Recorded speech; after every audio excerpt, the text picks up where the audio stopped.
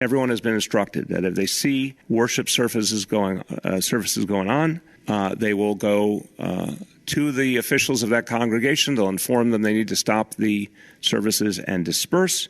If that does not happen, they will take additional action up to the point of fines and potentially closing the building permanently.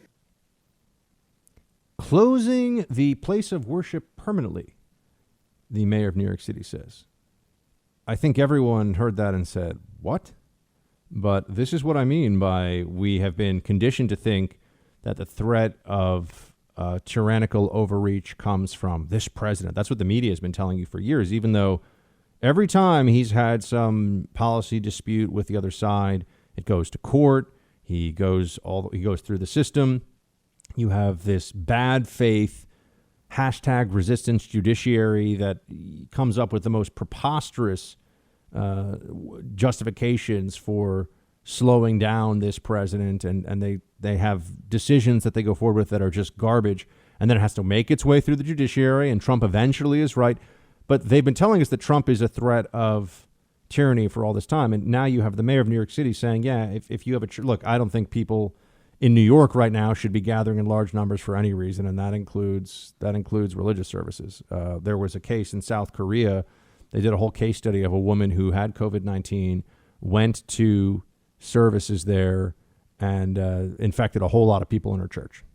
So it can happen. It does happen. It's important not to do that. But to threaten to shut down a place of worship permanently, how is that helpful in this moment? And also, under what authority would the mayor of New York? I'm sure he'd come up with some authority, but that is disconcerting. It's also disconcerting that the same person who is now telling us all that, I'm not going to say all hope is lost, but he has not been, the mayor of New York has not been a calming presence, that's to say the least, with all this stuff going on. Here is what he was saying before we saw quite how bad this whole thing was. Play 16. Right now, we have 1,200 hospital beds. That is a very, very substantial capacity. The message to New Yorkers from the beginning has been, this is something we all can handle together.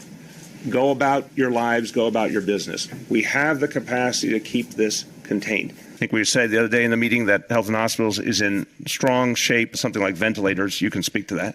On ventilators, New York City is in good shape, and based on even the most dire predictions of percentages of people who will have serious illness with this, we will be fine. I want to keep encouraging people to go out and live their lives and patronize those businesses. One other question. Tomorrow evening, touring begins.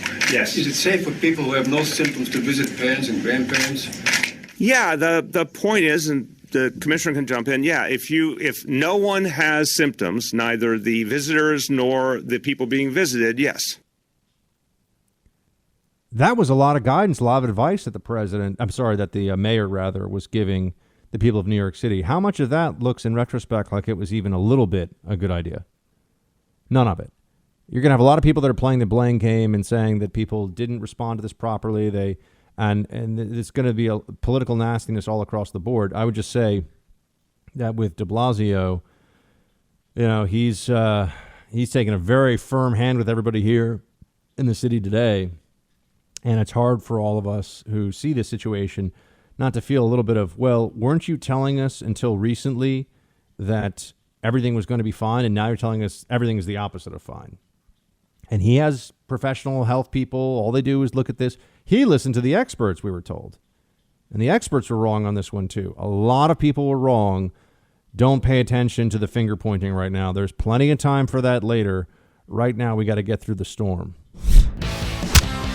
Hey, Team Buck, thank you so much for watching The First on YouTube. If you like this video, please click that little thumbs up button so then it will log as liked. And also, if you want to see more great content from The First, please click subscribe.